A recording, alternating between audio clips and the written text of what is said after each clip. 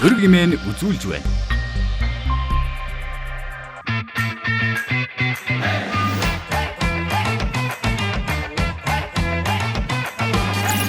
Бизнес өрг нэвтрүүлгийн шинэ дугаар эхлэж байна. Бид энэ удаа боловсролын платформ экспортлж байгаа Амжилт группийн үүсгэн байгуулагч захирал Шижиртэй ярилцуулна.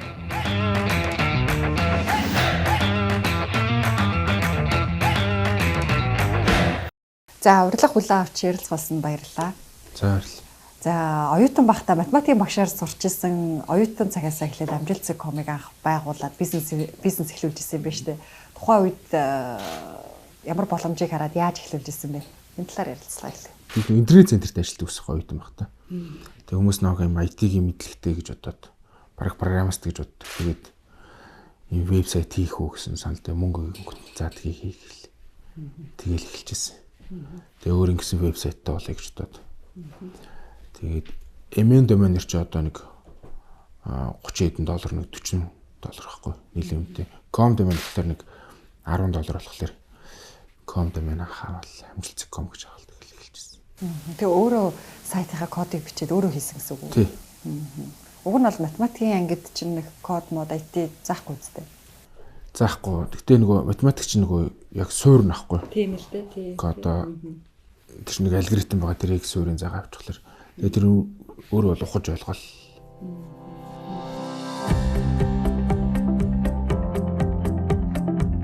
Хойд Амжилт.com чинь их дуу явуулж ирснийг санаад байна тий. Айгүй бас хурдан гарч ирж ирсэн шүү дээ.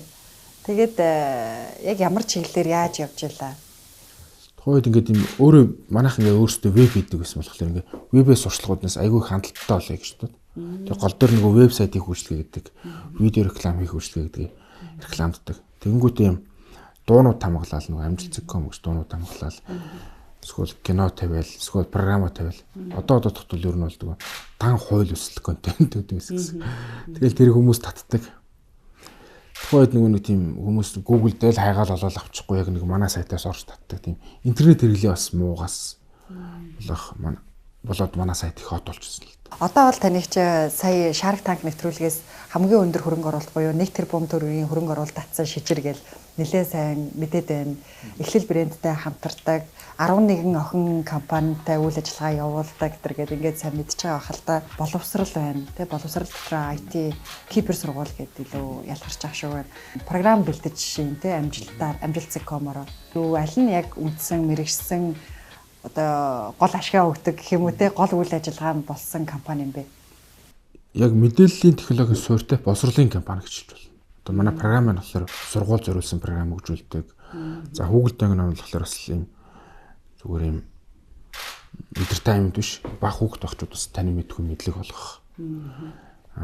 Тэгээд 10 жилийн сургууль их сургуулийн төгөл ер нь боловсролын чиглэлээр л үйл ажиллагаа болж байгаа гэж ойлгож байна.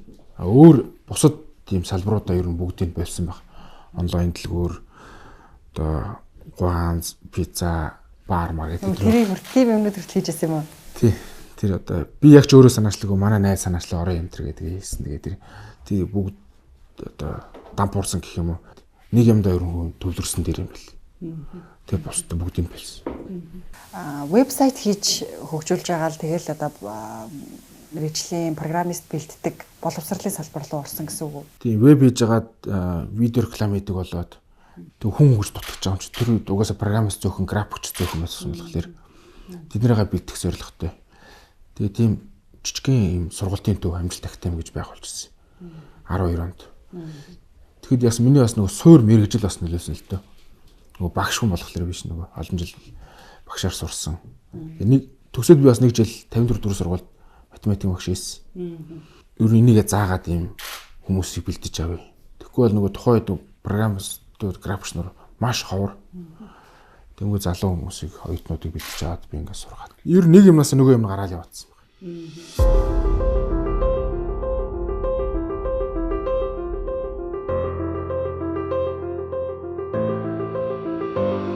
1.5 жилээр төгсөж байгаа сургалтанд нь одоо өөр мэргэжлийнхэн байх уу, бакалаврын дараах байх юм уу? Ер нь ямар хүмүүс илүү сонгож сурч байгаа хандлагатай байна?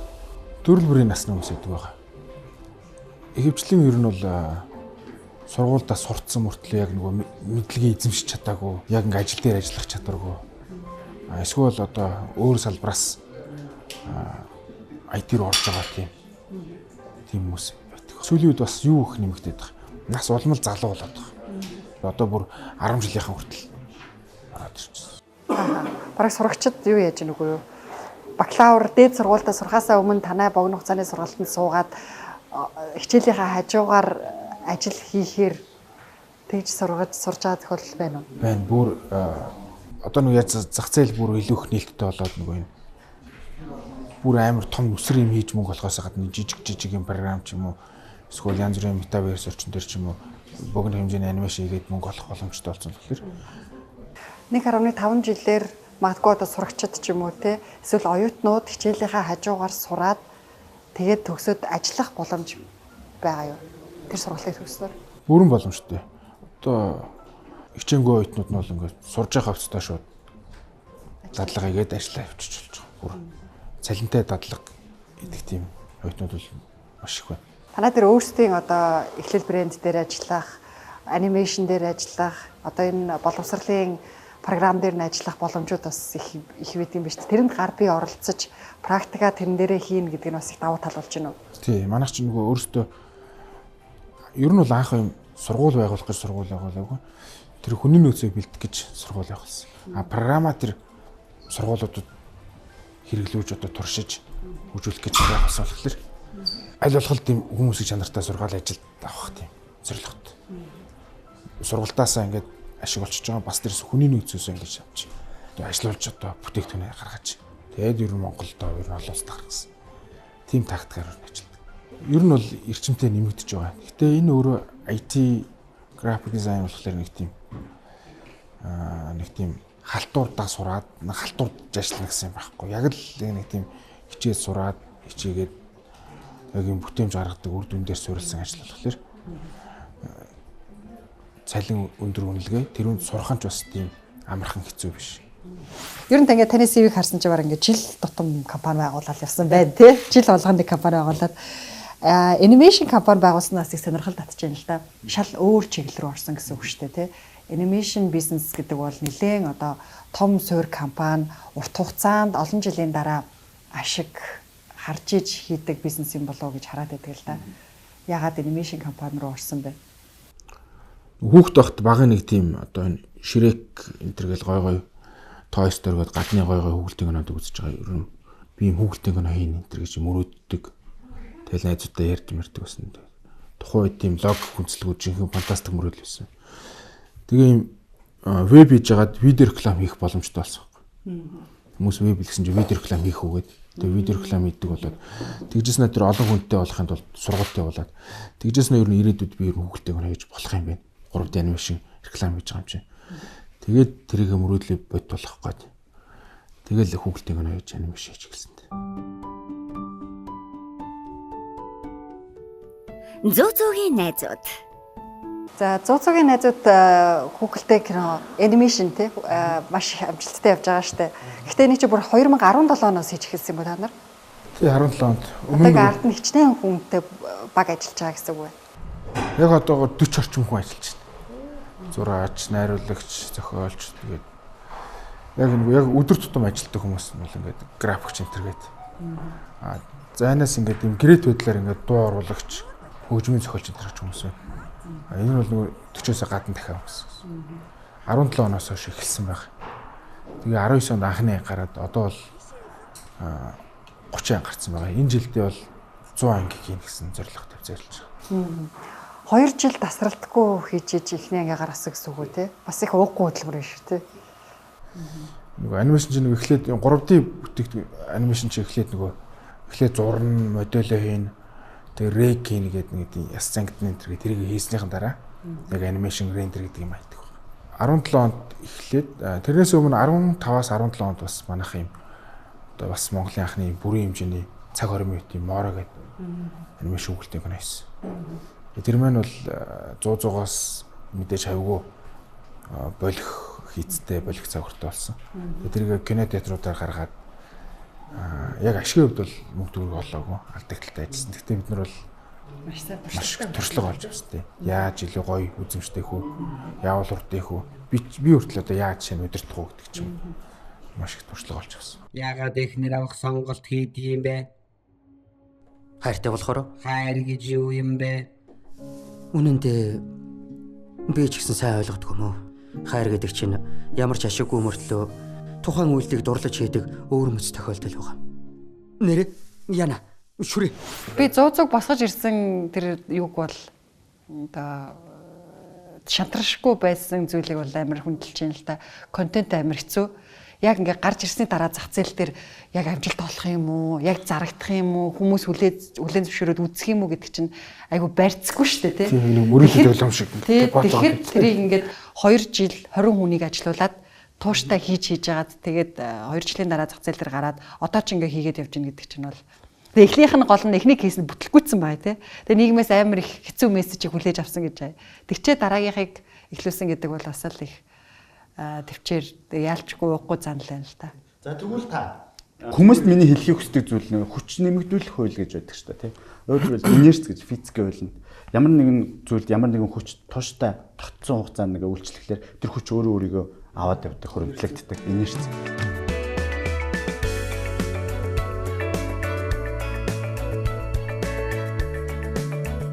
Одоо нөгөө ингээд мундаг амжилтанд хүрсэн ах нар чинь тэгдэж штэ ингээд мөнгөний араас битгийгүү мөнгийг араасаа гүйлэг мүлэг гэнтэр гээд тэгмүүд яаж мөнгө араас нь гүйд юм бэ эсвэл амжилт яаж араас нь гүйгээд идэм бэ гэхэлэр нэг зүйлийг тууштай хийгээд тахлаар тэр инерц өөрөө би болоод ингээ явчихсан юм шиг. Тэгэхээр би энэ хоёроос бол аль альнаас нь би түрүү хэлжсэн шижир шилбэл 100 анх ингээд наадтай чинь би лав ишиг гэж харахгүй гэж хэлжсэн үе байдаг байхгүй юу.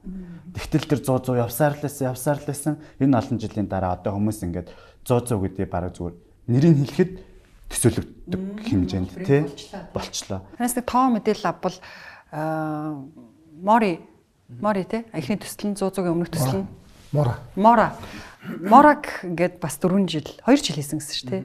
2 жил хэдийн хугацааны зардал гаргаад хэдэн хүнийг ажиллуулж исэн. 100 дээр 2 жил ингээ гараагүй, фирст гараагүй, контент нь бэлэн болоогүй, хэдэн хүнийг ажиллуулаад хэдий зардал гарч агаад хэдэх ангиасаа зардлаа нөхөж эхэлсэн байна. За энийг бол ер нь манай компани санхүү хэмтэл дотооддоо бол бүх юм нээлттэй байдаг. Олон нийтэд Мора маань 2 жилийн 15-аас 17 онд 2 жилийн хугацаанд 200 гаруй сая төгрөг ирсэн мэдээ. За яа маань хэдэн төгрөг хөрөнгө орууллаа? 14 сая. 14 сая хөрөнгө оруулсан. Гэтэ тэрийг буцаага авцсан. Ахын хөрөнгө оруулсан би явахгүй уг нь бол донд нь ингээ ер нь хэцүүдэх гэдэг ихлээр. Зэ наа чи бүтэхгүй байна. Би бүгд авъя да. Ямар амар хөрөнгө оруулагч. Яг үндсэн 10 графикч маань өдөр шөнөгүй ажилласан. За тийм. Тэгээ завсар загвар нэг зураглагч, дуу оруулагч, зохиолч, найруулагч энэ төр гэдгийгсэн. Грет юм. Тэгээ ашиг бол олоогүй. Баахан шатсан нөө. Баахан дөрвөлсэн шүү дээ. Ийм 20 сая төгрөг болсон тэгтээ. 2 жил зүтгэж 20 сая хамт рендер фармын шинжинээс хайж олж ирсэн баг. Би нэг орчуулагч хийгээ шийдэж шүү дээ. Тэр заяг хөгжлөх гойсон да. Даа чи хятад хэлтэй юм тий ер нь. Тэгээ заяа ингээд дөнгөж сураад ингээд нэг юм дөнгөж сурж ирсэн. Тэгээ нэг юм рендер фарм гэдэг юм хүүхэлдэйг хөргүүлдэг ингээд төхөөрөждөг. Тэр ингээд заяа очиод ятад ингээд за энэ хэд гэж юм үзүүлэлтийн асууг л. Тэгээ тэр ингээд хэд л асуучих нь 5 минут ажиллахгүй. Өдөржингөө олчихно. Ойлголт. Нөгөө хятад нэг цагт англи хэлээд. Би бараг хятад хэл сурч эхэлж байгаа. Тэгээд чи үг нэгээд зах байгаа хгүй. Нэг өдөрт ингээд олоолон газруудаар авчих хэрэгтэй. Тэгсэн чи ингээд нэг газар ороод нэг өдөр болчихно. Нөгөөдөл ингээд хятаар яйл ингээд заяа бараг тэгэхэд хятад сурж исэн баха бараг. Тэр орог тийм сурчсан шүү. Шууд практик хичээл болсон баха тэр. Тэр зүг байсан шүү. Ямар ч юу байхгүй. Тэгэл авч хүс хамгийн айтайхан л болсон тэр. Яг нь тэр боломжууд дээрс хамгийн айтайхан. Тэгээ 100 бас 2 жил ингээл шантраг юм тий ингээд моригаас тэгэл тэгэл үнтэй тоног хөрөмж авцсан болохоор ахаа заавал нэг хийх л ёстой л байсан. Тэгээ баахан баг цуглуулсан байгаа.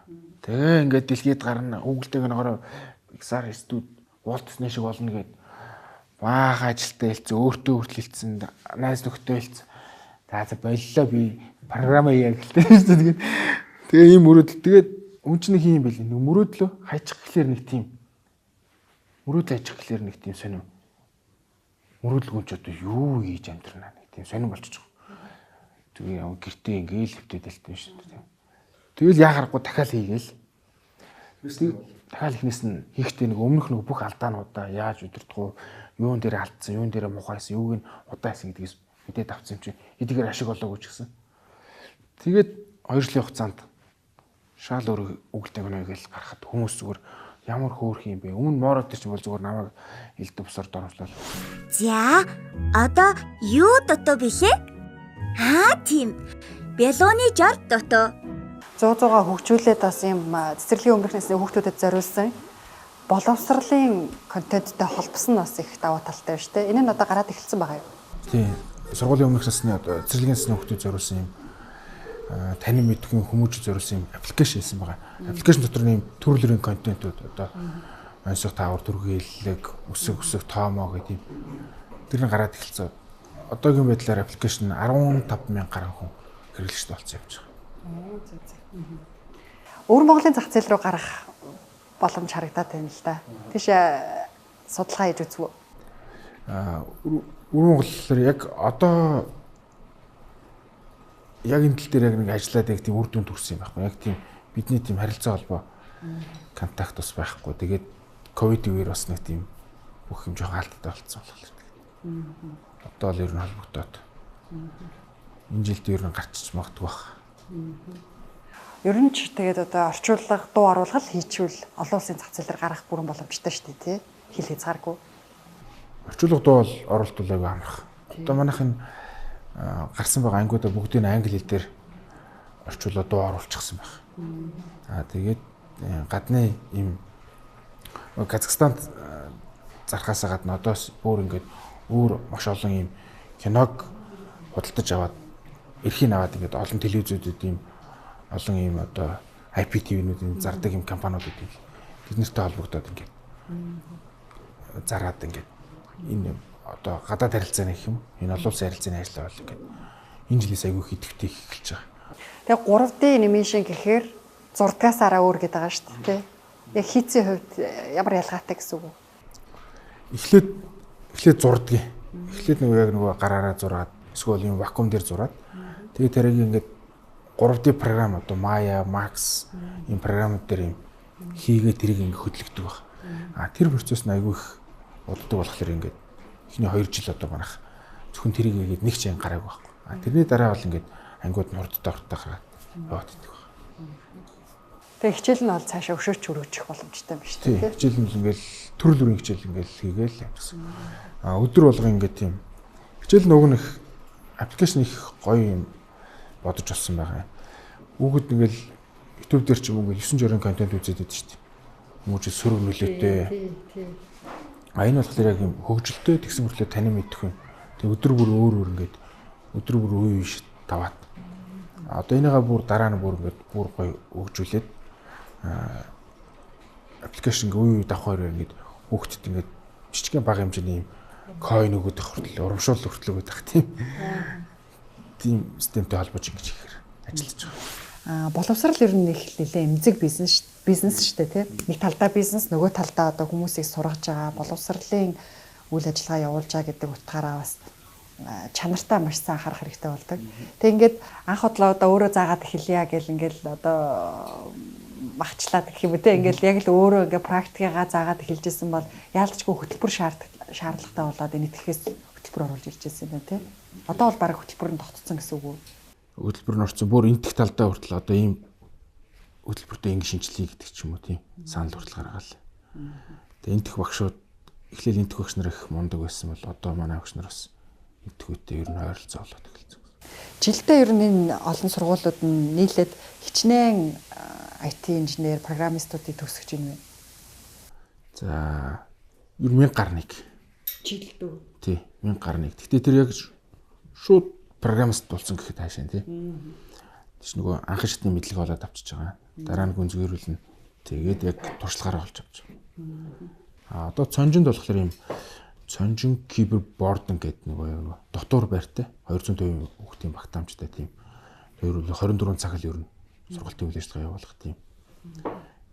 Одоо хятад энтер бол ингээд гадны орнууд бол ийм бординг сургууль айгүйх түгээмэл болцсон байхгүй. Нөгөө төгжрөл хотын утаа стресс хол тэгээ нөгөө орчин үед уус өрсөлдөх чадвар маш чухал болсон болохоор багтаа ер нь маш сайн эрдмийг олж авахгүй бол чадрыг олж авахгүй хэцүү болсон болохоор бординг сургууль маш олон давуу талтай болохоор тийм. Хятад чинь бординг сургууль маш их болсон. Тэгээ Монголд болохоор одоо цөөхөн байлд тоотой 1-2 хон л байна. Тэгээд ирээдүй болохоор IT болохоор юм тэр өөртөө юм цонжин кибербординг гэдэг IT-ийн сургуулийн одоо энэ жилээс байгуулад одоо барилгын ажлын эхлээд сая одоо хөрөнгө оруулалт авсан гол бүтээгдэхүүн нь бол сургуулиудад нийлүүлдэг платформ байсан шүү дээ. Энэ талаар нэрвэл энийг хэдийн хугацаанд хөгжүүлээд ямар онцлогтойгоор энэ ерөнхий боловсролын сургууль хэрэгэлдэг ERP систем болж хөгжсөн бэ? Одоо хүний амьдралын гол мөрөөл зорилго гэх юм уу? Боловсролын салбарт нэг юм шинжилт өөрчлөлт хийчих гэсэн нэг тийм. Яг баг ухтаа бол тэгж боддог л дээ. Баг ухтаа нэг тийм онц урдаг юм бүтээе гэж боддог гэсэн. Тэгээ тэр нь одоо ингээд яг том болгох ярих юм уу? Ийм програмчлалж өөрөө сургуулийг тэр чигт өдөртөг програм болгоод тэгээ өөрсдийнх нь сургуулиуд дээр өдөрт ингээд тийм одоо яаж хөгжүүлэх гэдэг юм фидбек буюу одоо санал шүүмжийг аваад эргэх холбоог нь аваад тэгээд ийм ингэж хөгжүүлээд тасралтгүй л ингээд хөгжүүл яваад байдаг байна. Тэгээд өнгөрсөн жил Shark Tank-т ороод тэгээд нэг их төвшин Shark ч одоо нэг 30 минут процесс өнгөрөө явчихсан шүү. Тэгэхэд одоо манад ингээд итгээд тэгээд 1 тэрбум хөрөнгө оруулалт хийсэн байна. Тэгээд тэр програмаа өшөө илүү хөгжүүлээд одоо энэ жил болохоор 8 сард ийм 3 дахь вершн гарч байгаа. Тэр нь болохоор бүр илүү гоё хатан маш одоо сургалтын төв эмсүүд их сургууль гэл цэцэрлэг гээд бүх байгууллагууд ингээд ашиглах юм боломжтой. Өөрсдийнх нь нөхцөлтэй ингээд тохируулж ашиглах боломжтой тийм програм. Тэгээ энэ програмтай болохоор ингээд энэ олон сургуулийг удирдахад ер нь хялбар бол авчиж байгаа. Ер нь програмгүй ч юм уу Excel-ээр ч юм уу одоо үйл ажиллагаагаа л хянаж байгаа програм гэсэн үг үү? Одоо илүү нарийнда ямар програм юм бэ? Үйл ажиллагаа хийнэ. Бас дээрэс нь тэн дээр сургалт явуулж болно. LMS буюу одоо онлайнаар хичээлээ үзэж, онлайнаар тестээ бүгэлж, шалгалтаа өгж, гэрийн даалгавраа үзэж тийх боломжтой гэсэн үг. Эцэгх нь бас тэрийг нэгээд манай хөхөд оцорсон байна уу, талсан байна, ямар хоол идсэн байна гэдэг ч юм уу. Шалгалтын дээр тавсан гэрийн даалгавраа хийсэн үү гэх бүх мэдээллийг авах боломжтой тийм. Сургуулийн зориулсан одоо багш нар, эцэг их, сургалтын менежер, сургуулийн захирал бүх төвшин зохирсон юм. Одоо 100 гаруй сургуулиудад хэрэглэгдэж байгаа гэсэн шүү дээ. Яг өөрсдийн дотоодын бүтээгдэхүүн шүү дээ. Энэ ч одоо өөрсдөө хөгжүүлсэн. Яг Монголын одоо 10 жилийн сургууль, их сургууль, тэгээд эмсүүд, сургалтын төв, хөдөөний сургууль, хотын сургууль гэж бүх сургуулиуд ихэнх сургуулиуд ашиглаж байна.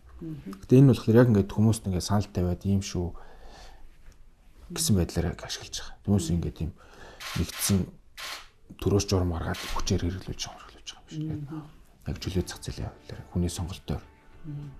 Тэгээ энийгээ програмаа одоо 3.0 гарсныхан дараа энэ жилээс эхлээд 9 сараас ингээд Станы орнуудад зарах.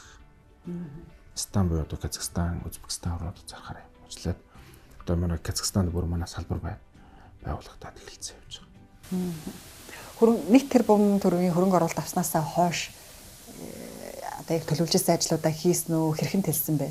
Хэр хөгжүүлэлт хийсэн бэ? Маш хөгжүүлсэн байгаа. Тэр чинь одоо нөгөө орлого ороод тэрийг хийх шүү. Шууд л тэндээ бүр анхаарах боломжтой болж байгаа. Тэгээ гадны зах зээл рүү судалгаа хийгээд эхэлсэн үү те? Тийм. Тэгээ энэ чинь нөгөө програм авч чинь одоо Монгол зарсан одоо энэ өөр орнд дахиад зарсан чинь нөгөө биднээс дахиж зардал гарахгүй нэг тийм гоё давуу талтай байдаг. Одоо сургууль байгуулах юм бол нэг сургууль байгууллаа. Дахиад сургууль байгуулах юм дахиад байр компьютер ширээ сандлыг баахан хөрөнгө оруулалт хэрэгтэй шүү дээ. IT-ийн зүйл болон анимашн болохоор одоо Google-ийн гоног Казахстан зархад дахиж биднэрт мөнгө хэрэггүй гэсэн. Хөрөнгө оруулах шаардлагагүй. Google-ийн гоног л явчих. Орчуулахын Казахстанаар орчуулахыг бол ингээд тийм нэг өдрийн дотор л хийж Одоо байгаа. бол тэнд салбараар нээчээд судалгааны түвшиндөө явж гин гэсэн үг үү? Тэнд одоо нээчихсэн манайш нөгөө эхлэл компанитай хамтарч ажилладаг. Эхлэл компани тодорхой хувийг эзэмшдэг байхгүй. Тэг эхлэлийн бүтээгдэхүүнийг тэнд зарж байгаа. Бас манай нөгөө салбар сургууль тэнд бас байгуулагдчих. Одоо IT инженерүүд бэлтгэх үү? тий. IT инженер жижигхэн нөгөө анх бүр том сургууль биш юм. 2-3 лабораторитой юм жижигхэн сургууль байгуулагдсан. Тэгэлстэй аваад эхэлчихсэн. Явж байгаа. Тэгээд програм Google-тэй феномен гараад ирэхлээр бид нэрийг таньдаг болно. Эхлэлээр бас таньдаг болно. Сургуулаар таньдаг болно. Тэгээд сургуулийн програм азар гэх юм. Одоо нэг юм шууд дайрахгүй штэ нэг нэгээр ингээл ордог юм тактиктэй. Энэ хэсэг дээрээ би бас нэлээд Монгол брендийн талаар бас жоохон яриулъя гэж бодлоо эхний хэсэг дээр нь.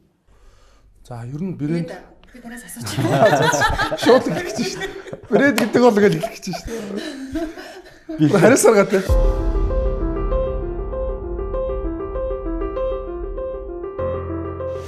За эхлэл брендийг нэлээд гарч ирсэн цагаас л их шүүмжлэлт дагуулсан тийм ээ. Яг Монгол брэнд мөн үү? Монгол брэнд гэхээр яг ямар өөрсдийн хөгжүүлэлт, ямар үн цэнийг оруулсан юм бэ? Монгол брэнд гэж юу хэлдэг юм бэ гэдэг дээр нэлээд шүүмжлэлт дагуулсан л да. Гэтэ магадгүй бас брендийн тухай ойлголт бага байсныг ч байж болохыг. Заавал Монгол брэнд гэхээр Монголд үйлдвэрлэх, бүгдийг үйлдвэрлэх мэдээж албагүй. Гэхдээ та нар хулан 21 хулан утсан дээр яг ямар хөгжүүлэлтүүдийг нь ямар бүтээгдэхүүнүүдийг нь өөрсдөө үйлдвэрлэж гар бие оролцож үнцэн бий болгож өөрсдөө хийж байгаа вэ? За ер нь бол яг одоо яг цаг үеийн бас болоогүй зүйл байгаа. Бид нар хийж байгаа зүйл маань бас технологийн зүйл маань манайхан бол нэг сандал ширээ одоо бэйли, малгай бэйли шигэл төсөөлөд байгаа байхгүй. Ингээд Төв аймгийн одоо нэг захиурын ордоос би ингээд захиур авчираад дархны тэмдэглэгийг бас бахан төмөр аваад тэгээ Эрдэнтийн зэсийг авчирж агаад тэгээд одоо энэ говийн одоо энэ газрын хороол мэтийг ухаж агаад өөрөө ингээд баахан шороонууд авчирж байгаа л энд ингээд босруулж байгаа л тэгээл утас гарах юм шиг тэгж боддог л доо. Тэгэхээр утас бол өөрөө яг тийм хийх боломжтой зүйл биш.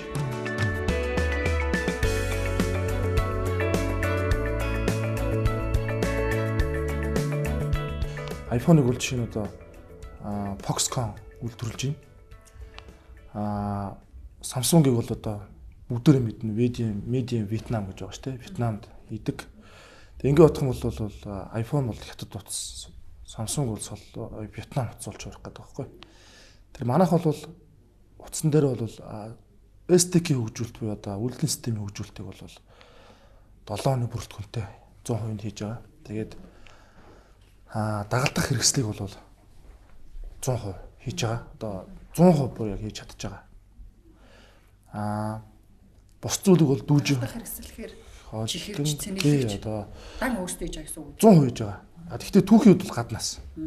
Түүхийд бол дотроос авж байгаа түүхийд бараг байхгүй. Гэхдээ түүхийдээс 100% хийж байгаа. Энэ маань яагаад хийж байгаа гэхээр эдийн засгийн боломж маань нөгөө өөдөөм хийснээс дагалдах хэрэгслийг эндээс түүхийдээс үйлдвэрлэх бол хамаагүй хямдхан тусч байгаа. Ингээд л хийж чадчих. Бусад зүйлийг бол Dooji Holding, тэгээд BMM Electric, тэгээд Sky Holding гэсэн Гонконгийн 3 компанитай гэрээ байгуулад явж байгаа. Тэгээд ер нь бол цаашдаа утасны нэг жилд 3 сэр гаргаж явах гэсэн зорилготой ажиллаж байгаа. Тэгээд энэ сэрүүдээ бол бүгдийг Гонконгийн компаниудаар гүйцэтгүүлнэ гэсэн зорилготой ажиллаж байгаа. Гол нь бол бид нар яг нэг Монгол хүний хэрэгцээнд хангасан SDK customize хийх ёстой гэж үзэж байгаа. Тэгээд зөвхөн Монголын зах зээлээр биш. Ойролцоо улсууд болох одоо Мали, Казахстан гэдэг ийм GDP ойролцоо улсууд руу бол хагалт хандуулж байгаа. Үйлдвэрлэлийн систем гэхээр утасны ерөнхий бүр програм функц тэр чигээр гэсэн үг үү? Тэг бүгд орно. Operation system буюу одоо үйлдвэрлэлийн систем. Тэгээ энэ бол нөгөө нэг Android гэдэг одоо Google-ийн охин компани үйлдвэрлэлийн систем. Мигэл бид нар хөгжүүлэлт хийдэг гэсэн үг. Тэгээ хөгжүүлэлт хийн гэдэг маань өөрөө бол бараг л одоо софтвер хөгжүүл бараг л одоо маш хүнд зүйл. Монголд бол нэг аппликейшн хөгжүүлэлтийн компаниуд их байгаад үйлдвэрлэлийн систем хөгжүүлэлтийн компани бараг байхгүй шүү. Энийг бол бид хийж явж байгаа. Тэгэхээр шидэц захирлаас асуухад ер нь та нараас асуухад манайхан ингэж яриад байдаг шүү дээ бизнес ихэдээ ярилцахаар л ер нь ингээд дугуй бүтээсэн байхад дэлхийд дээр ингээд дугуй бүтээсэн байхад тэрийг дахиж ингэж монголчууд бол дугуй үйлдвэрлээд амжилт олохгүй. Магадгүй одоо манай Монголын онцлог давуу талаа шингээсэн бүтээгдэхүүн үйлдвэрлэж бид нар зах зээл дээр олон улсад гарна илүү амжилт олно гэж яриад байдаг ш. Тэгэхээр яагаад заавал та одоо та хоёрын хамтрагчтай тийм ээ. Яагаад заавал энэ бизнест орохоор болсон юм бэ? Зах зээлийн ямар боломж харагдсан? За нэгдүгürt багын мөрөөдөл байгаа. Тийм өөр ингэсэн уцтай өөр ингэсэн кино хөвгөлтэй кино сургууль. За автомашин гэх багын мөрөөдөл. Хоёр тус нэг энэ өөрөө хийхэд бас бидний тийм сонирхолтой боломжтой байна. Тэгээд дугуйг ингээд хийдгүү гэдэг шиг бас энэ бас нэг яриа нь бас бодлоосаа сонсогддог байна. Тэрийг ер нь яаж хийдгийг ер нь мэдчих хэвээр. Нэг дугуйг хийж үзэх хэрэгтэй байхгүй. Тэгтээ тэр дугуйгаа олноор бол хийхгүй. Олноор хийх юм бол одоо манай улсад ер нь боломжгүй. Эхний ээлжийн дугуйгаа одоо сая хэллээ Samsung Apple чиглэлээ тий. Apple бол ингээд яг уцаа демо одоо самплыг бол өөртөө хийдэг.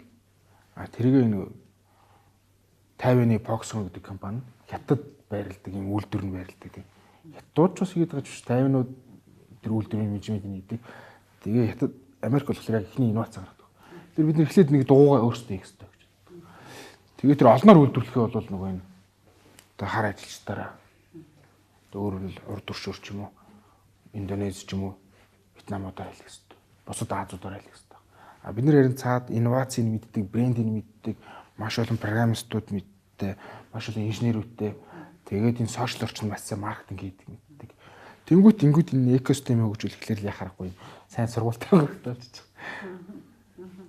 байна. Давхар бас сургуулийнхаа хөгжлийг утасныхаа хөгжилтэй уйжаа гэсэн үг үү те? Тий нэг бөөснөр гаш сургуулаа нэрээд. Явсараа сургууль руу очиод олцчихдаг. Яхаар багш болохоор ч биш ер нь л бол ингээд юм явж ин ч нөгөө роботууд хийхгүй машинууд хийхгүй байхгүй. Хүмүүс дотроо энэ яг гол юм инновац шаардсан юм оюуны шаардсан юмуд бол хятадаар хэлэхгүй шүү дээ. Бид нар өөрсдөө хийх байхгүй. Бид нар өөрсдөө олон нийтэд маркетинг хийх, PR хийх, програм хангамж, дизайн эдгээр бол бид нар өөрсдөө хийх хэрэгтэй болж байгаа. Америкууд одоо ингэ бүх юм одоо Microsoft чинь ингээд програма хятад энэтхүү дээр хэлдэг байхгүй. Гэхдээ яг юм үндсэн core системүүд болохоор ингээд юм Америкчууд өөрсдөө хийдэг. Энэтхүү дээр хэлэхлээр ингээд юм програм дотор хүртэл юм хар ажил байна. Ингээл юм шивж байгаа юм шиг, уулан шивж байгаа юм шиг тийм код. Тэднийг болохоор юм энэтхүү дээр хэлдэг. Тэгэхээр бид нар яг үндсэн системээ, үндсэн инновац бид нар өөрсдөө хийхэд бол яхаарахгүй бид нар одоо суулт бол яхаарахгүй юм мэдхтэй болсон чадварлаг мөрөжтнүүд байхгүй. Гэхдээ нэг давуу тал нь байна. Залуучууд байна. Тэгээ бид нар угаасаа юм монголчууд ч угаасаа потенциал өндөртэй шүү дээ. Тэгээ яагаад юм богино хугацаанд хурдан юм IT тэгээ хурдан яагаад хэл сурдیں۔ Хурдан маркетинг хэл сурж байгаа. Сошиал бол бүгд хэрэглээс сошиал маркетинг бол манайх бол хэрэглээгээр хүн амаараа харьцуулах юм нэгтчих шүү дээ. Тэгэхээр өөр оронд ингээд сошиал маркетинг хийгээд програм хангамж өгжүүлээд олон улсад гараад тийм дэлхийн брендийг бүтээнэ гэсэн нэг тийм тэр хэдий фантастик том мөрөөдөл байсан ч гэсэн тийм нэг итгэл өмч төрж байгаа. Үйлдвэрлэснээс хойш хэдэн ширхэг хэдийг борлуулсан бэ? Утасаас уу? Утас. 6000 ширхгийг борлуулсан баг. Хэдэн жил вэ? Жил бишээ нэг 2-3 сар. Тийм их үү? Тий. Яг хоо монголчууд бол харьцангуй бас дэмждэг. Тэгээд яг хоо алдаа оноо гэх юм бол анхных байхаар бас нэлээд хүнд байсан. Гэхдээ бидний хувьд бол нөгөө нэг одоо бол нөгөө нэг энэ технологийн зүйл нь аюул лиценз авахаас ахуулаад аюул хэцүү зүйлүүд ихтэй байсан. Тэгээ бид нар өөрсдөө түүхэн хэдэ үйлдвэрлэж чадахгүй юм чинь. Тэр чинь энд авчираад өөрсдөө хийнэ гэхээр бүр их өртөг шингээд илүү үнэтэй гарах юм шүү. Ер нь утаснаас өөр бүтээгдэхүүн электрон бараа үйлдвэрлэе гэж судалж үзсэн үү? Үзсэн. Тэгээд зөв судалсараад улам их утас хийлгэж үзсэн да. Яг шижирэн маань бол юун дотор яваад байгаа байхгүй юу? Софтвер дотор. Одоо сургуулийн систем, компани ERP систем. За тэгээд нөгөө энэ ингээд одоо Google-ийн кино гэдэг дандаа юм нөгөө софтвер талдаа 3D анимашн би бол яг нөгөө бодит девайс талдаа явж байгаа. Тэгээд би бол девайс талдаа явахад бол анх бол ингээд чихвч, цэнэглэгч, USB гэл ингээд гонжуу гэдэг одоо хятад би бас олон жил байсан л да. Тэгээд яг тэндээс ер нь ингээд девайс юмыг л ойлгож ирсэн. Тэгээд Монголоос очсон эхэлсэн. Тэгээд ингээд явж байхад бол хамгийн гоё зүйл бол ерөөсөө утас. Цаашдаа утас гэдэг бол улам бүр хөгжин, жинхэнэ нөгөө өөрийгөө сорих бүх хүний хэрэгцээ үнэхээр гайхалтай. Сонирхол татсан. Нэгэнт хийж байгаа юм чинь хамгийн гайхалтайг нь хийхийг хүссэн. Тэр утас бол хэцүү ч гэсэн хамгийн гайхалтай ингэж явна. Хоёрд бол битэрийн бизнест бас нэг гоё юм байгаа даа. Ер нь нөгөө геополитикийн хамаарал багтаа бизнес. Одоо нүүрс алт Жон Шинтер шиг биш. Бид нар одоо энэ Гонконгийн компаниуд бол цаашдаа зүгээр гүйцэтгүүлэл явна. Тэгээ нөгөө но хав лиценз R&D гэж ярьдаг л да. Research development гэдэг. Эднэрийг бол бид нар бүгдийг ингээд нөгөө нэг бидний зохиосон алгоритм ажиллаж өгнө. Тэгээ тэр маань ингээд эцсийн бүтээгдэхүүний бүлд хийгээд гаргаад явчих учраас энд ямар ч тийм хил хязгаар байхгүй юм биш. Улсын их утсыг эдс батсан тавьдаг. Танаас асуухад та бас бизнесийн чиглэлийг консалтинг зөвлөх үйлчлэгээ үзүүлдэг хүн манай Монгол хэрэглэгчийн зан төлөвч их онцлог их өөр штэ тий. Одоо нөө зарим бүр энэтхэгт ингээд амжилтгүй байсан сургууль манай Монголд ингээд амжилттай ашигтай улам мөрөгжин тэлээд байна. British School лөө. Тэ би одоо жишээг сайн мэдэхгүй ямар ч байсан тийм жишээ байдаг. Брендийн дэлгүүрүүд байна. 3 сая хүн амтай, цөөхөн хүн амтай зах зээл нь юм жижиг мөртлөө энд орж ирээд Монголд ингээд оршин тогтноод байдаг гэтэргээ тий. Тийм одоо олон улсын ийм брендийг хэрэглэх дуртай хүн Монголынхоо одоо брендийг хэрэглэх тэр зам төлөвийн шилжилт яаж явагдах юм бэ? Миний бодол шүү заяа. Автор мундаг судлаачтай хажууд ярихлаар хэцүү баг. Маш family look хүмүүс. Тийм учраас тэр нь буцаагаад нөгөө үндснийхээ ямиг өөрсдийнхөө ямиг дэмжээ гэдэг тэр сэтгэл зүйд бас нэг суур дэвсгэр болж байгаа. Хоёрдугаарт гадны улс орнуудад амжилттай төдийлөн сайн яваагүй зүйл манайх руу гээд ирэхлээр харьцангуй мэдээлэл солилцоо хурдтай цөөхөлөө учраас мэдээллийг хурдан авч чадна. Хоёрдугаарт манайханд байдаг нэг хандлага юм гэхэлэр өдөртгай. Хурдан тас нэг юм уншиж үзчихснэ гэс дараагийнхын сонирхмоо санагдаад боломж нь л яхан бол дараагийнх руу та нар гадагшаа ингээ яваад үзэхлээр ингээ чинь айгүй удаан өмс зовцтайгаа. Тэгээд даан л байсан. Байсаар л байсан гэдэг шиг. Манай тал дээр ч өмсөй байжсна. Дээрээс нь зүгээр яг зөв нэг тийм харцангуй одоо л нэг юм дажгүй юм хүмтэй болоод эхэлж байгаа учраас аль болохоор олон юмтай болох гэж хүсдэг. Тэр ирмэлцэл бас байж магадгүй юм шиг. Энд нь ч явж үзэл, энд нь ч явж үзэл, энд нь ч явж үзэл ч юм уу. Эсвэл энийн ч өмсч үзэл, энийн ч өмсч үзэл боломж л байх юм бол гадагшаага бол баг ингээд бид дэвтэйхэн нэгийг өмсөөл яваал идэг. Тэгээд тент ч юм бол жинхэнэ нөгөө юм сорилт дунд яаж сонирхлын төрүүлж зарах уу? Сорилт дунд яаж дахиж нэмж хэрэгцээ бий болохгүй. Манайд бол ингээд ер нь жоох юм хязгаарлагдмал юм нөөц. Тэгээд тэр нь ингээд юм баг хангагдчихсэн учраас ингээд улам л олон юмтай болох гээд байна. Зөвлөгөөчлөгийг үзүүлдэг хүний хувьд анзаархад гадаадад сайн явж чадахгүйсэн бизнес Монголд амжилттай яваад нэг шалтгаан бол би монголчуудын бизнесүүд харьцангуй өрсөлдөх чадвар муутай гэж хардаг. Өрсөлдөгч нь өөрсдөө сул. Тийм учраас хэн сайн тууштай, дэмжлэг сайн тий ингэж чадах юм бол бас нэг нэгнээс нэг амар ингээд бүр үнэхэрийн таленттай байжгаад гарч ирэх шаардлагагүй юм шиг. Жохон тууштай очиход л явчмаар ч юм шиг тийм мэдрэмжүүд төрдөг. Боловсролын салбарт одоо та гадагшаа яг чиглэж олон улсын зах зээл рүү чиглэж ажиллаж байгаа шүү дээ. Яг ийм Монгол брэнд болгох зүйл боловсрол дээр юу байна вэ? Та магадгүй одоохондоо бол програм, систем, платформ талаас нь харж байгаа тий. Цаашдаа бол хөтөлбөр тэгээ одоо энэ инженер, IT инженер бэлтэж байгаа хөтөлбөр сургуулаа гаргахыг гэвэл манай брэнд юу байж болох вэ боловсролын салбарт? За яг одоо надад энийг ингэ тийм тэгсэн тийм юу алга. Онцлог ноохоо алга. Зүгээр одоо Казахстанд тэгээд Өмнөд Солонгост за Америк ТV-ийн Невада мужид за Африк ТV-ийн одоо Мали улсад ингээд юм салбар IT-ийн сургуулиудаа байгуулах чинь. Гэтэ тэнд болохоор зүгээр л IT програмчлалын юм практикаар заана бас дээрээс нь онлайн сургалттай интернет гэсэн юм олон юмнуудтай өөрсдийн девайс дээрээ заана гэдэг л.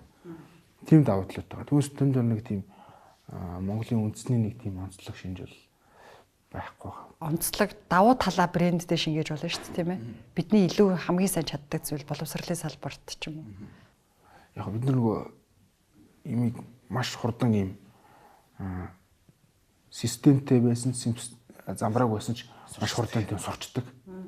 нэг тийм Хин сурлаа. Хин сурлаа. Бид нар монголчууд байна. Өөрсдөө тэгэж одоо хөөргөг яг үннээс яг тийм биш одоо маш олон шавнартай юм шүү дээ. Тэгэхэд маш хурдан сурчдаг байгаа. Тэгээд юмыг ингээ шууд үр дүнгийн практикаар хэрэглэх гээд шууд л чадна болно гэж явждаг. Тэрийг тэр усуудын сэтгэхүй бас менталитет нь өөр болохоор шууд энэ дээр тулах нь бас хэцүү баг. Тэгэхээр ямар ч зүйл эхлээд юм IT-га зааж агаад тэгээ явандаа энэ анимашн ингээ олон орнууд гаргаад тах юм бол харин манай улсыг таньдаг, манай улсын соёлыг одоо манай хүүхдийн өнүүд ингээ дээл өмссөн байгаа байхгүй.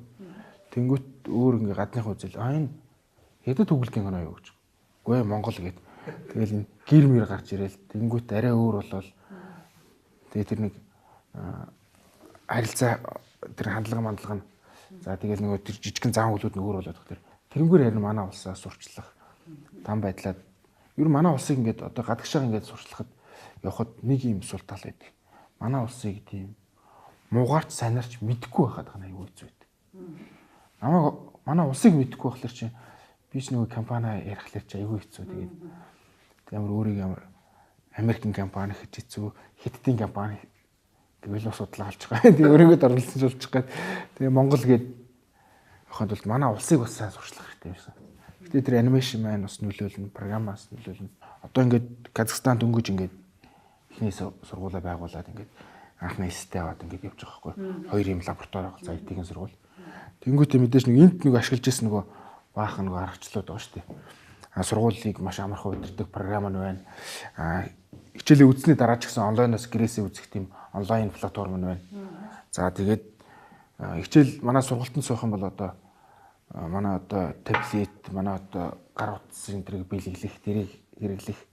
За тэгээд хүүхэлдэйг нэгээ бас Казахстан гаргаж чахлаар бас манайхыг тавь. Ер нь ингээл ажлыг сонсохоор тэрийг хийчихсэн байна, энийг хийсэн байна, энийг байгуулсан байна, жил тутамд ингээ компани байгуулсан байна ингээд айгу тасралтгүй урагшлаад өсөөд явсан л байна л та. Гэхдээ энэ амжилтыг гаргах бол тийм амархан биш те. Хэр их ажиллав, хэр алдав, амархан байсан уу энэ хугацаанд? Бизнес их чинь өөрөө яг ингээд цоо шин юм ихлээр ингээд тийм өмнө хийж байгаа юм ихлээр хүн асар их тийм энерги хүч одоо оюун бодол хэрэгтэй их стресстэй. Нэг юм давтаж их нь арай бага стресстэй гэх юм. Тэр нөгөө дадал зуршлалцсан болохоор амар байдаг. Тэгээд нэг юм давтаа гэж явуулсан бол арай залуу гэх юм уу хөгшрөөгөө нэрч хүчтэй явах гэсэн баг. Их одоо арай илүү гаднах байдлаас арай хөгшрөөгөө гэх юм. Тэгэхгүй тэгээд тогтмол юм аяхгүй байнга л одоо илүү их шуналтай гэх юм, илүү их том амбицтай гэх юм асааратай болохоор ингээд юм тэрэндээ зэтгээ байнгын тасралтгүй хийсэн слээд маш их одоо ядарсан та. Шинэ мих болгонд л ер нь ингээ зураг харахад нэг жилээр ч юм уу те айгүй богино хугацаанд хурд өгшрөөд байгаа юм шиг. Одоо нөгөө маш их ядарсны төлөөс нь одоо тэр юм уу. Гэтэ тэр нөгөө тэр амжилтыг гаргаад эндээсээ авч байгаа уран зураг ирч хүч капнос. Гоё юм да. Ийм юм байгаад идэв шүү дээ. Насны одоо нэг сэтгэл зүй өөрчлөгдөж идэг те. Тэгээд магадгүй та нар 20 хэд настайдаа бизнес эхлүүлж исэн бол одоо 30 эдтэй бах те. 30 эдтэй бизнесийг харах, хийх, авч явах өнцөг сэтгэл зүй шал өөр болсон баг. Тэр одоо магадгүй үнэт зүйл нийгэмд оруулж байгаа хувь нэмэрч гэдэг юм уу те. Араа өөрөөр хардаг байсан баг. Анх магадгүй санхүүгийн хэрэгцээгээ хангах гэж эхэлж исэн ч байж болох те. Энэ өөрчлөлт яаж анзаарэгддэг вэ? Бүр анх эхлүүлсэн бизнесийг бол бүр 10 жилдээ ундаад сүү зарж ирсэн гэх юм байна. Дараа нь яг ингээд юм. Юу хийж илээ? Ундаа зарсан 14-р ангидаа тэгээл юу сон яг ингэ сан зодод шин. Тэгээ сүү зарсан юм уу да. Бараг 10 төгслөө бараг сүү зарсан баг шүү. Тэгээд тэрнээс хойшоо юм IT руу ороод оюутнаас оюутан байхдаа IT руу ороод тэрнээс хойшоо гээд тасралтгүй явсан. Анх бол ингээд тийм би биологийн тийм амар их хүчтэй. Одоо ингээд бараг л 7 хоног ингээд тийм унтахгүй шахав. Өдөрт нэг 2 цаг дуг хийгээл зэрэгэл тэг амар их хүчтэй. Ер нь л юу бүх юм боломжтой гэж хардаг.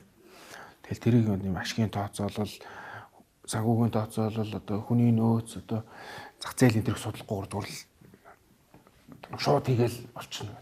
Халаад үгийгээл дайрдаг. Тэгээ баг унтахгүй шахав тийм амар их хүчтэй байдаг гэсэн бол Одоо ингээ 20 гараад ирэхлээр бас ингээд арай л туршлах чаа болоод өмнө бол ганцаараа л бүхнийг хийнэ гэсэн. Одоо 20 гараад ирэхлээр хүмүүстэй хамтрах нь зөв юм байна. Хамтарч байгаа хүмүүсээ бас хүндлэх нь зөв юм байна. Харилцаа ашигтай байх хэрэгтэй юм байна. За одоо ингээд 30 гараад ирэхлээр ингээд тийм одоо би ингээд 35 таа байхгүй. За чи 34 тий. 36 тий. 34 гэсэн тий.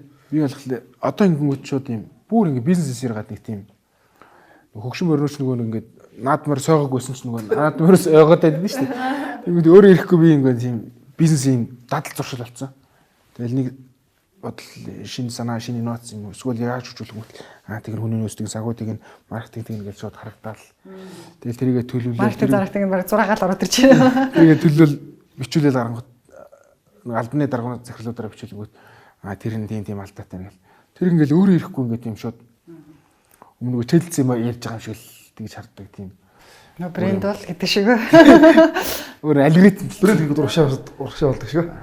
Тэгээ бас нөгөө хитрхи бас нэг юмнаас ус хайдаг болсон баг.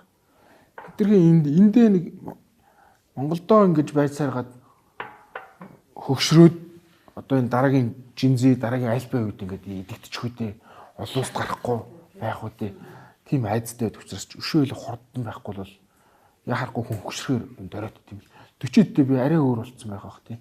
Тэгэхээр одоо энэ ирч хүчтэй байгаа дээрээ бүх улсыг эзлэхэ байх гэдэг ямар ч гэсэн нэг боломжтой улсуудыг эзлээд авъя та гэсэн. Одоо магадгүй баг хичээл орж явахдаа авж байгаа кейс жишээ хүртэл өөрчлөгддөг. Юу юм? Тийм баг тийм. Жохон зориггүй болчихсон мөлий. Эсрэгээрээ. Эхлээд бол ингээд гарч ирчээл ярьж дуусаад ста аллаа да урлаа да гэж бодогддаг. Тэгээ гарч ирснээр дараа нь мэдээж ингээд нэг нас ахаад ирэхлээр илүү судлах модлах гэдэг ингээд ирэхлээр илүү их таньж мэдээд ирэхлээр илүү тэр чинь арай чудлаач байсан юм шиг те эсвэл арай буруу байсан юм шиг эсвэл дан ганц ингэж бодохсгүй юм шиг те ингээд бодоод эхлэхлээр жоохон зориг муутай ингээд шууд хүчтэй эмоцтой хэлж чадхаал болчдөг. Яг байгууллага удирдах явах ч гэдэг юм уу ингээд харахаар хүн минийх шүү. Энэ хоёр бол бүр тасралтгүй ингээд тэлээд бүр юм. Би ч нэг учиргүй янз бүрийн юм эзэлж мэдлэх сонирхолгүй. Анхнаасаа ч тийм байгаа. Анхнаасаа зүгээр л ажилтай л байхыг хүсчихсэн. Улсуудын дэлгэрээс л явчихлаа.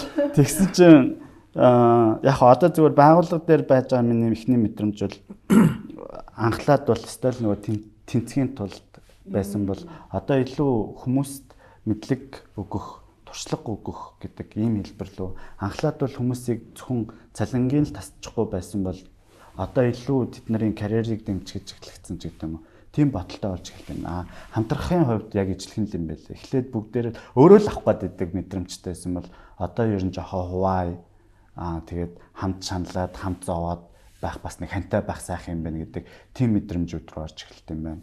Одоо бол хэцүү гэдэг нэг юм тодорхой нэг юм өвөлдөж юмсан гэдэг мэдрэмж рүү орж эхэлж байгаа жишээ нь сургалтын эсвэл зөвлөх үйлчилгээний салбар дээр. Одоо сүүлийн үед би хэлэл Facebook дээр бичээл хүмүүсийн ад болол жишээлбэл хэдүүлээ ингээд хуучин үе бол шинэ үеийг хүлээн зөвшөөрдөг. Дараагийн үеийг хүлээн зөвшөөрдөг жишээлбэл тийм өв хэдүүлээ би болгоё. Би 50-аад оны хуучлаараа 60-аад оны хуучлаараа 70-аад оны хуучлаараа 80-аад оны хуучлаараа хэдүүлвэл эвгүй гэж бичсэн. Тэгээ яг орж ирж хэрүүлж байгаа 50 60 70 80-аад оныхаа. Одоо жишээлбэл гэтэл саяхан ингээд жагсаал одоо жишээлбэл сүүлийн кейс те залуучууд ямар ингээд тас гэд болцсон. Одоо хүмүүс ингэж ингээд заавал цус үзчихэж явдаг тийм сэтгэхүй алга болчихлоо шүү дээ. Илүү боловсон болж байна. Илүү өөр болж байна ч гэдэг юм уу. Тэгэхээр ингээд нэг юм ялгаатай байдлаа хүндэтгий сурах мах гэх тийм юмнуудыг бас жоохон хүмүүст үлдээвэл гэсэн тийм мэдрэмж рүү орж эхэлт юм. Илүү жоохон value-лэг болох юм гэх юм уу да. Үнэт зүйлийг болж молоод илүү жоохон зэрлэг капиталист сэтгэлгээ, итгэл үнэмшилтэй байсан бол тэр маань жоохон өөрчлөгдөж байгаа юм шиг хувийн нэр маань зөв шүү дээ тий. За та гурван ярианаас сонссон чи одоо магадгүй залуу үеийнхэн бол за яг нэг 32 35 хүртэл амар ирч хүчтэй. Тэрнээс хойш биологийн ирч хүч багасдаг юм байна да гэж бас ойлгохоор л байна.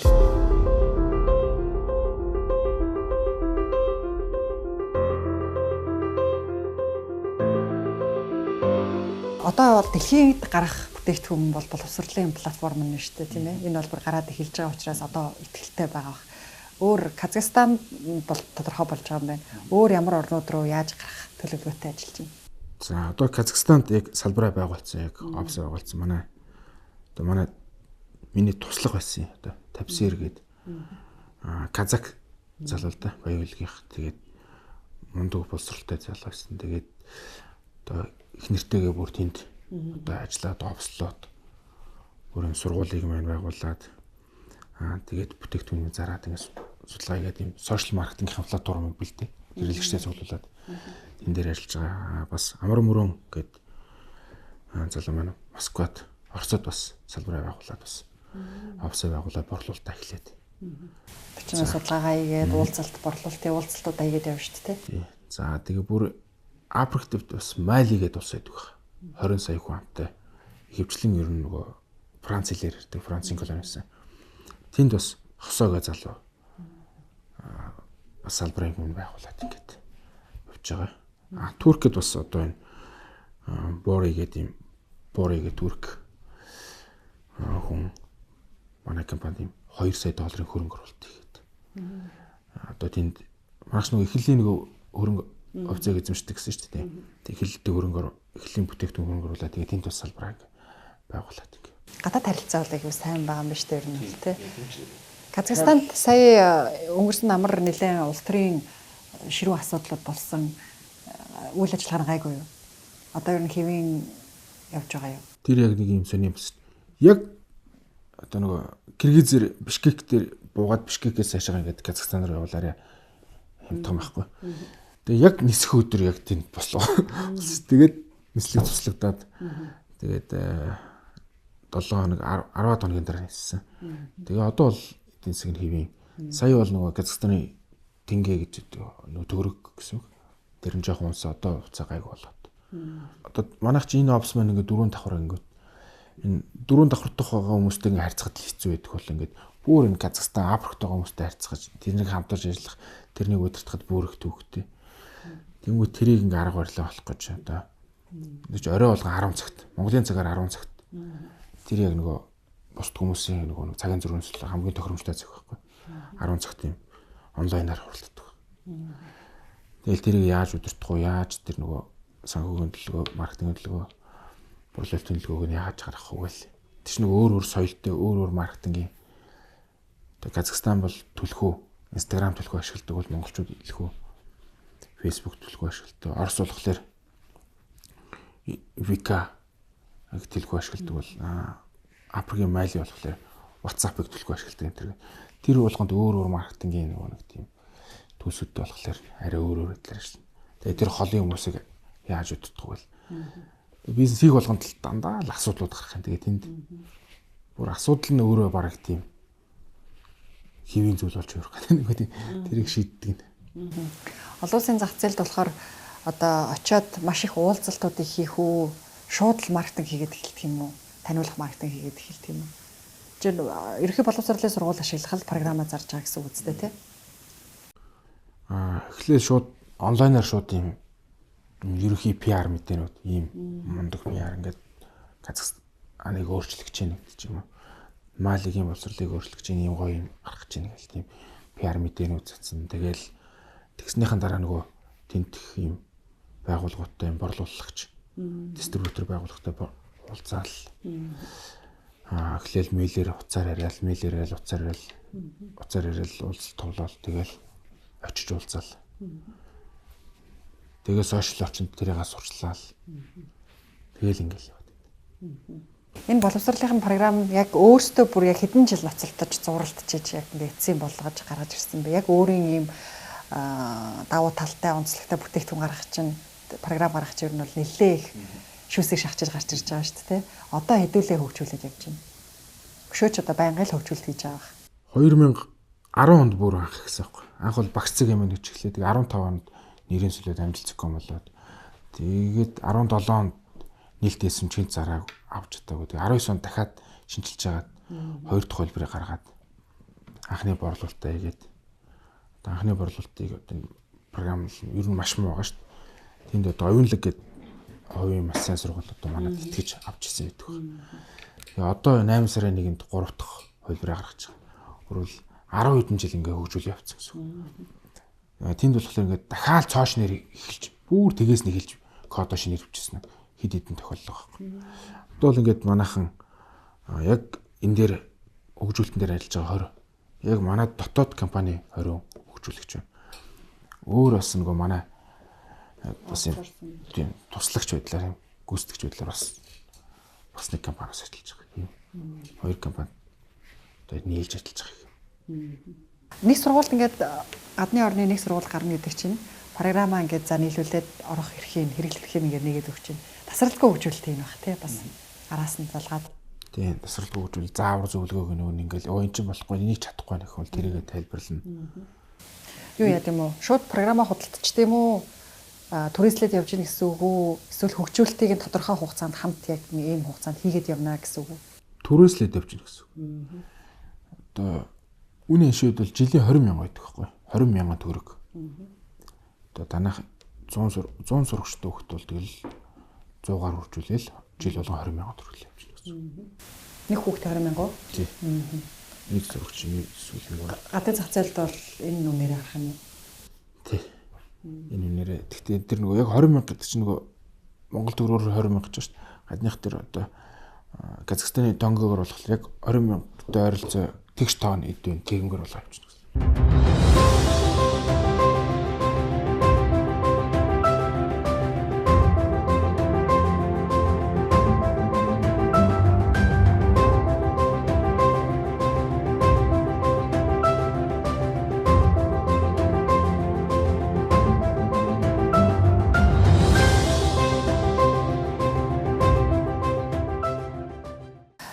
Манай бизнес сургуулийн нэвтрүүлэг Америкт нэг цуврал хийсэн л дээ 12 дугаар хийсэн.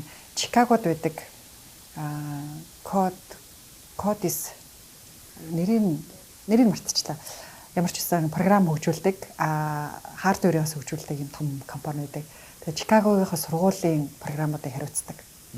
Тэрнтэй бас холбогдож үзээгүй үзүүлэх зүгээр л юм байна да.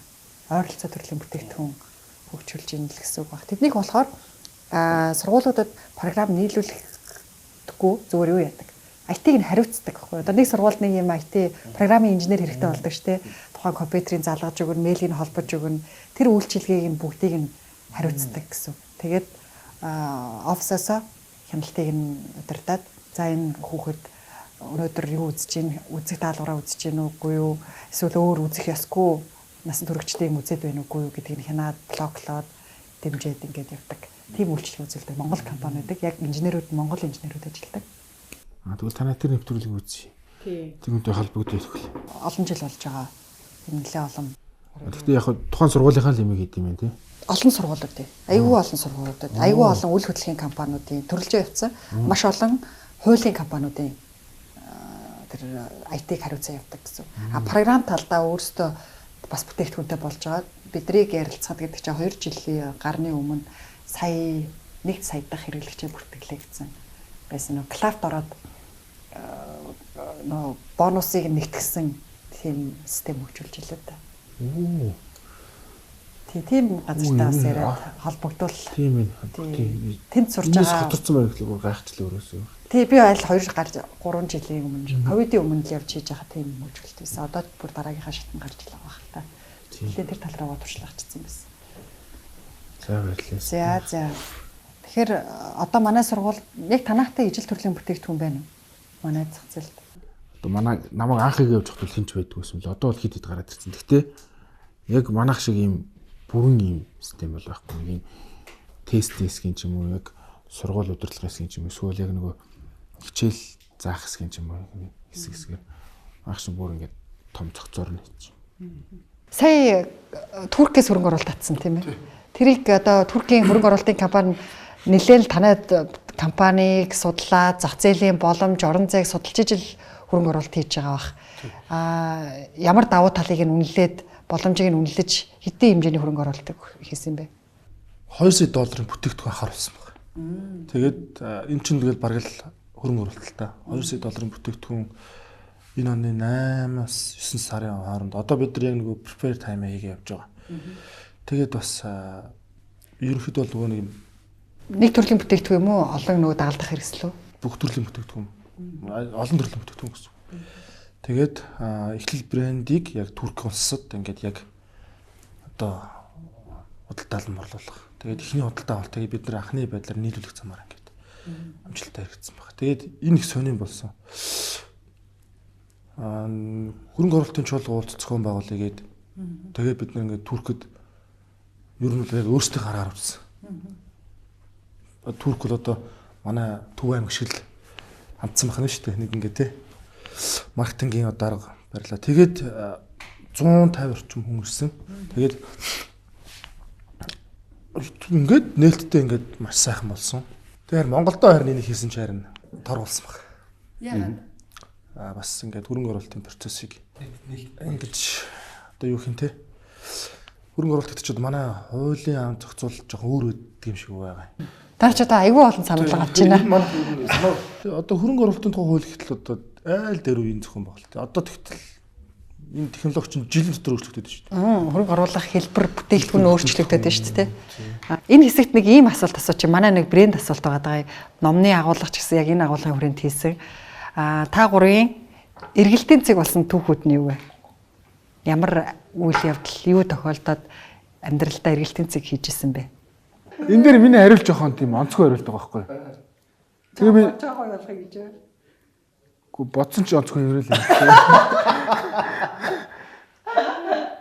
Тэр нь юу байсан бэхлээр 2017 онд яг энэ policy төв гэдэг байгууллагын сурвалж зөвлөх үйлчлэгээний зах зээл рүү гаргаж ирэх шаардлага байсан. Тэгээд хүмүүсээ залхамжуулах мөнгө байхгүй. Тэгээд би тухайд чинь Grand Mark 2 гэдэг машин ундаг. Тэгээд цалингаа тавих гээд машинаа авч сайн ламбарт нь тавиад. Тэгсэн чинь манай ажлын тэр Unitel data center гэдэг тийш байдаг. Тэгээд ажилдаа явах гэдэг машин ачаа гэдэг. Машин өвдөрсөн засвар тавиачаад өгцөн. Тэгсэн яг ясан дээрээ тэр нь сайн лампарт нэг гаражтай байж байгаа байхгүй. Тэгээ ингээд яг энэ үе ингээд намайг бүр ингээд яг би яаж ажиллах ёстой юм бол гэдэг ингээл яг өдөр хоног арах цагаал нэг хүмүүсийн цалин ингээл дахиад шижирвтэй өрөөнд ярьцлагын үнд бас гадаа яриад зогсчихсон тий. Яг захирлууд хизээ хамгийн муухай ааштай болд юм бэ гэсэн чинь хүмүүстэй цалингийн тавих боломжгүй болоо. Тэгээ хүмүүс нь харахаар л нэг ажил хийхгүй байгаа, мөнгө орчихгүй юм шиг санагдаад байгаа. Тэр мэдрэмж. Тэгээ тэр үед л амар муухай ааштай. Одоо бид өөрийнхөө залуучууд хэлдэг. Та нар ингээ харцангуй наваа гэгэрсэн байх үед ирсэн шүү. Яг надтай тэр үед ингээд байхад өдөр шөнөгүй ажиллаад. Гэтэ би ч аргыг болохгүй, манайхан ч аргыг болохгүй. Тэгээ яаж ажиллах учраа болохгүй. Энэ хугацаа яг 17. Тэгэд энэ үед л ингээд би ер нь за илүү ухаалаг ажиллах хэрэгтэй. Өмнө нь бол илүү их ажил гэдэг тийм шаргуул бай гэдэг тийм логикоор явдаг байсан тийм үү. Ламбарт машина тавиад явчихсан. Тэгэл шахуулаад нөгөө машина авцрааж засуулаач тэгвэл мөнгө байхгүй гэл тэгэхээр ээжээс мөнгө зээлчих юм уу гэл хадам ээж рүү ярих гал дээ нөгөө засвар мөнгө олж авахгүй гал ингээл ийм байж ах энэ үе бол намайг одоогийн өнөөдрийн ажилтдаг арга барилууд олж авах илүү уян байх хэрэгтэй маань илүү хэлбэр одоо тийм хүнд хэлбэрээр биш ажиллах хэрэгтэй юм байна. Тэг ийм боломжуудыг харуулах болсон. Тэгээ нөгөө өмнө зөндөө уншснаас хүмүүст ярьдаг байсан. Илүү ухаалаг ажил смарт бай да гэх. Тэгээ нөгөө ухаарж ойлгох боломжгүй зүйлийг зовжож ойлгох сонголт үлдээ шүү гэдэг. Яг тийм тэр л хугацаа 2017 он байлаа. Тэрнээс хойш бол ингээд ковидын нөхцөл байдалч манайхыг зогсоосонгүй энэ 2-3 жил карантинлахад бүх ингээд салбарт хэцүү байлахад манай харин ч бүр өсөлттэй, харин ч бүр сайн, харин ч илүү их завгүй, бүр дараагийн одоо илүү дахиад бүр яаж супер смарт ажиллах уу гэдэг тэр нөхцөл байдал дээр бид нарыг хавцарсан. Тийм л үе. Тэгээд одоо тэр шилжилтийг тавьжсэн л үе юм. Тэр шилжилтийг тэгээд бизнес модельөө өөрчилсөн үү? Ер нь зүгээр ажлын арга барилаа л өөрчлөлт. Арга барилаа л өөрчлөх. Ер нь учиргүй одоо хүртэл нэг учиргүй амар бизнес модель зохицуулдаг яриад өгөхгүй.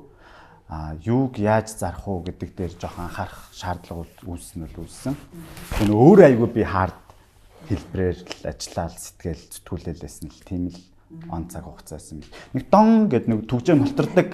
Тэгэхдээ тэр нь хизээ яаж молтордгийг хүмүүс сууд. Тэр өстө хизээ ч хэл мэдэхгүй юм байлаа. Чинь тухайн цаг үедээ тухайн үндээ ямар ч моментээр илэрч болно. Яаж ч магадгүй тий. Тэгээд яг тэр шахуулж авах үе. Одоо гэр бүлийнхээ хүнд би ярьда хоёлаа ингээд урагжуулсан гомн гэж байдаг шүү дээ. Тийм гомн хүртэл авах гээд ингээ мөнгө болц ээж рүү ярих уу, хаашаа ярих уу гэд ингээ байжсэн үе. Тэгтэл нэг гой захирал тэгэл бага хүмүүстэй цалин тавих хүртэл ингээл ийм л байжсэн. Тийм л үе. Тэгээ тэр үе Тэгээ одоо би өөрийнхөө залуучууд одоо ажиллаж байгаа залуучууд өмнө надтай яг тэр цаг хугацааг хамт туулж байсан залуучуудтай л дээ. Би та нарын хувьд жинхэнэ манлайлагч байж чадаагүй цаг хугацаа. Тэгээ бүгдээрнээс нь уучлалт гуйж шүү гэж би бичтээ. Яагаад гэвэл тэд нар загнуулаад, бохимдаад, стресстэй, цалингүй тэгтээ хамт тэр цаг хугацааг туулж одоо энэ байгаль үүдээ таны байлгахад нөлөөс тийм залуучууд. Одоо хэдүүлээ вэ? Одоо бид нар үндсэн 11 ажилтан тэгээ грэт болон сурагч ашиг гэдэг ингээд явцсан бол нэг 71 2 хүн. Дан гэх үе юмгээр ч илэрч болдог юм шүү тий. Яа нэг инкэл байж байдаг. Уншиж ярьж. За тэн дээр нэг юм байгаад байгаа. Миний үнэхээр нэг тийм тооцоолоогүй нэг юм гарч ирсэн. Тэр ярихлаар нэг хүнийг бүр ингээл дотоодоос ингээл үгүй ядаал явчихсан юм байна. Ингээд юм ерхий сайд байсан юм. Тэр хүн ингээд тухай тэдний амралтын газрыг манай сайтн дээр ингээд амралтын газрын туулгал руу бохроо асгаж энэ төрөг мэдээдсэн чи тэр үнэн зөв нотлохоор өвдөлсөн чи санхүүгийн харилцаа холбооны зохицуулахаар бас манайхыг сайтыг хаагаад тэгээ сайт хаасан чи манайх нөгөө огт сурчлагдах боломжгүй болчихсон гот манай сургалт тухайн чинь сургалт явуулдаг онлайн дэлгүүр веб хийдэг видео реклам хийдэг гэсэн энэ дөрвөн үйлчлэгээ таг зогсож байгаа шууд нэг орлого олж шууд зогссон цалин биш нэг юм хоримтлгүй орлого олоод цалингаа тавиал шууд бол ингэсэн шууд зогсоод тэгэд би бүр ингэ тийм. Тэгээ зүгээр л мэдээ гаргасны төлөө шууд ингээд харилцаа холбооны газараар хаалгацсан гэж үү? Тэгээ сайтыг хаацсан. Тэгээ хөөцөлдөж яваад болоогүй юм. Тэгээ шүүхэд өгөөл шүүх нь баг 2-3 сард дахиад ялсан чинь шууд нэхгүй дараагийн шүүхтээ өгөөл тэгэл 3 шатны шүүх чинь жил болчихж байгаа юм. Тэг хооронд би одоо яах вэ гэдэг чи баг жилийн хугацаанд би баг шүн баг унтдаггүй шүү дээ ингээл зов тэргээл зогсож байна. Тэр лаус цэрэгээл мөрөл. Зайруу залхахлаар Би унтаагүй байж л. Үнтэй заа ингээл залгаа шууд ярилцсан. Тэгтээ бас заяа бас нэг тийм жоохон найран хүлээд байна бас. Тэгэл ингээл унтахгүй гүрийгээл. Юу яах вэ? Юу хийх вэ? Юу их хэрэгтэй вэ гэж чи нөгөө арайхчудаа цуглуулж авсан хүнээ тэр хүмүүсээ сургаж мургаж авсан байгаа. Тэгээ болоод Сайн гэж хэвтэл. болчихгүй гэхлээр чи одоо болоод буцаад математикийн багш болох уу гээл. Тэгэл болох талаараа бүр амар их бодож байгаа. Яах вэ гээл бүр. Тэгэд бүр компани бүр ингээд байж болох дээд хэмжээнд би маш тэр хүмүүсийн бүтээмжийг аль болох дээд хэмжээнд гаргаж сурсан. Дээрс нь байж болох нарийнлж одоо нөгөө бүх юм дээр нарийнлж сурсан. Тэр зангаас л нарийнлж ирээ тооцоолж байгаа. Тийм, асар нарийн тооцоолдог болсон. Тэр зан над бас тийм одоо миний зуршил ажилдаа хандах тэр нөгөө нэг тийм хит их ажилсаг болгосон. Тэгээ дараа жилд ингээд зураг харсан чинь баг ингээд тийм. Энд чи юу л энэ хэдэн жилийн өмнөх зураг байлуу гэж байгаа. Жилийн хугацаанд асар хөшөрсөн байсан. Тэр л одоо яг миний одоо чиний асууж байгаа шиг эргэлтийн зэг гэх юм. Тэгээ тэрээс шиг ингээл байнга л тасралтгүй ковид мовидыг бол жоохон прогноз байгаа. Гэхдээ саяны дайныг бас төсөөлчихсэн байх. Тэгэл гэхдээ яг тэн дээр ингээд дайн Оросын нэг хөлөг живчлээ ш. Тэр бас тооцчихсан. Гэхдээ яг тэгэл тийч ямар нэг аргаал логистик асуудал шүү. Тэгэл бүх юм ингээл яваалгаа. Тэн дээр гинт пархэл шууд хэдхэн цагийн дотор хаацсан. Тэр их хүчтэй нөлөөсөн. Тэн дээр хит их ажилдаг бол сурсан. Бизнес л хийдэ гэж эргэлт бодлоо шийдсэн одоо тэр шийдвэр гэх юм уу те. Анх бол одоо ингээд дөнгөж 2018 онд би чинь Гонжоос ирээд тэгээд нэг 40 м квадрат жижигхэн юм одоо өрөө дотор хамгийн анх ингээд бараг л одоо юу тэрний өмнө ингээд бизнесийг ингээд лавлаа гал ингээд зөндөл явуулж лээсэн чи яг ингээд хамгийн хайсан зүйлээ дуртай зүйлээ барьж аваад очих гээд байгаа цэгийг олж аваад тэгээд ингээд ажиллаад 18 онд ингээд жижигхэн хойлох нар эхэлж илаа. Одоо манай компани электрониксын захирал Тэмүүж ингээд залуу манай CEO болсон байгаа. Одоо л нэг 9 CEO, 9 захирал, 9 CEO-тэй гэх юм уу. Хамгийн анхны манай дизайнер байсан. Дизайн гаргадаг тийм залуу тэр эхэлж ийсэн. Тэгээд ингээд явхтаа л за ерөөсөө ингээд энэ хамгийн анхны 2000 чих хүчний одоо маркетинг эхлүүлээд тэгээд 3 билүү 4 хоног дотор захиалга аваад дууссан. Тэгээд 2 хоногт бид нар ингээд 30-40 хүн хөсөлж байгаа 2000 чихвч ингээд хүргэж өгч дуусчихсан. Тэгээ байсан чинь нэг ийм хамтлагийн нэг хүн орж ирээд. Тэгээ ямар хамтлагийн залуу байсан юм бэ? Орж ирээд чихвчийг мань хэрэглээд ингээд стогой дууралтай юм байна гэдэг хэлжсэн л да. Тэр ингээд урмыг ингээд аваа дараа нь ингээд бүтээгдэхүүнүүд маань ингээд баг багаар ингээд хөгжөөд хүмүүс бас ингээд таниад ингээд явсаар байгаа л ингээд ер нь ингээд болоод ах юм бол ингээд яг эргэлтийн цэг гэх юм бол одоо бизнесийн замыг сонгосон л эргэлтийн цэг. За ер нь бол битэрийн түүх сонь. Харин олон баар хоолны газар ажиллаж исэн гэж хэлсэн. Тэг би яг хууш үзарсан. Яг ингээд хүмүүсийн онцлогт харуулад начин, заан, арслан, авраг гэсэн 4 багц гаргаад багцныхаа систем хүртэл бүр ингээд тий. Тэгээд хамгийн анхны өдөр бүр ингээд миний утас бүр дэлбэрж илаа шин. Бүр ингээд дэлбэрээ сүулдэ бүр ингээд бүр пайрганд ороод нэгхэн хүргэгчтэй, нэгхэн боломжтой хийсэн чинь нөгөөт чинь бүр ингээд хэдэн 100 бүр ингээд бүр өвөрлөд байдал орж ирсэн. Тэгээд ер нь бол нэг тийм за энэ бол болохгүй байна гэдгийг ингээл ойлгоол. Тэгээд одоо энэ онлайн шоп мопич одоо загламаас эцэг шахуул бараг хэлжээ л шүү дээ. Энэ нэг юм оверлоуд байдлын маань намайг ингээд бүр бас муузан сургаад байгаа. Ямар нэг нэг юугаа л програмаа л ингэ явуулчихлаа. Програмаа. За өглөө 9 сарын хооронд босдог. Шөнөх цаг хэтрүүлж ажилладаг баг. Шөнийн бор 2-3 хүртэл. Тэгээ тэгж ажилласараа бүр хөвшил болцсон нөгөө. Оюутан бахасаа тэгж суугаад. Тэгээ IT-ийн хүн чинь нөгөө угсаа шүн суух. Нэг шар шууш идэвхтэй болчтой. Тэгээд 2-3 4 мөрөг. Тэгээд тэнд мэн бас манай удирдлагын багийн хүмүүс таслуулсан юм. Шөнө 2-3 цагт ингээд юм мас уух гэхлээр манайхан бас хариулж лээд. Өдөртмөн ажиллаа 7 хоногор төлөвлөж явдаг баг. Зөвхөн би зогс биш бүр манай компани тэр чигтээ. Манай сургууль бүх компани, IT-ийн компани, анимашны компани сургуулиуд 7 хоногор төлөвлөөд тэрийг төлөвлөгөөгөө манайх нэг өөрсдийн нэг татаа тунгаа гэдэг нэг програм байсан. Тэн дээр төлөвлөгөө гаргадаг. Тэгээд тэр төлөвлөгөө чинь ингээд гинти явдлууд туслаа өөрчлөгдөнгөд бас нэг тийм ажлын жагсаалт таск гэдэг. Тэн дээрээ бичээд явчихдаг. Онлайныг их сайн ашиглаж чаддаг баг. Би чинь банк орлогоо маш олон жил болж байна. Онлайнаар гүйлгээн. За онлайнаар суралцсан. За тэгээ файл илгээх юм. Аппликейшн тэрэг маш сайн ашиглаж чаддаг. Нөгөө M+ гэх аппликейшн тэрний далаалам нөгөө капитализм, удын шимлэн капитализмын талаарх ном байсан. Биткойн блокчейний одоо анхан дуун чатны сургалтын суусан байна. Амралтаа миний одоо хийж үзэх зүйлгүй л одоо яг мөрөөдлөл биелүүлэх энэ одоо боловсролын салбарт одоо томоохон шинжилт хийгээд нам өгсөний дараа ч гэсэн нэг ядаж нэг 100 жил энэ шижир боловсролын салбарт юм мундаг зүйл хийсэн шүү. Тэр нь өөрөө өгөөжөр одоо бид нар юм өндөр боловсролыг юм амар хэлбэрээр харах мэдлэгтэй болох боломжтой болсон гэдэг. Тэгж дуурсаад байгаа.